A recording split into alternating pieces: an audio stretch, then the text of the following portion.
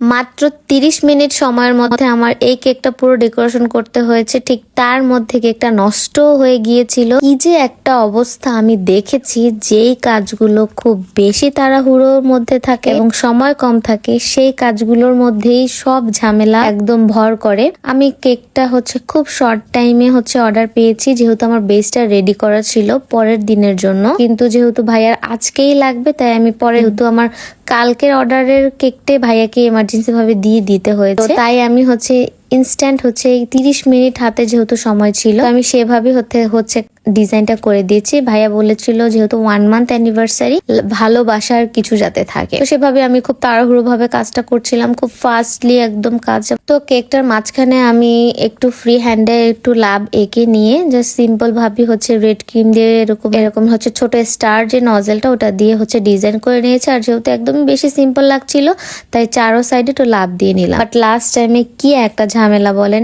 আমার আসলে কাজ করার সময় একটু সতর্ক থাকতে হয়, এটা আমিও জানি। আমি সবসময় অ্যাপ্রন পরেই কাজ করি। এই দিন কেন জানি অ্যাপ্রন পরি নাই, কারণ খুব শর্ট টাইম ছিল, তাড়াহুড়া কাজ করতেছিলাম।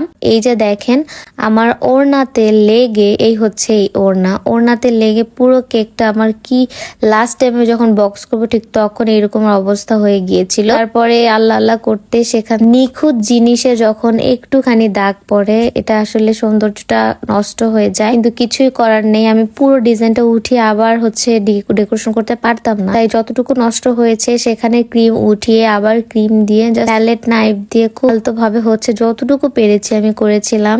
তো এই তো আমার কেকের ফাইনাল লুক। আসলে লাস্ট মোমেন্টে এইরকমের হবে যে এটা আমি কখনোই আসলে ভাবতে পারিনি। তবু আলহামদুলিল্লাহ ঠিকঠাক মতো ডেলিভারি করতে পেরেছিলাম।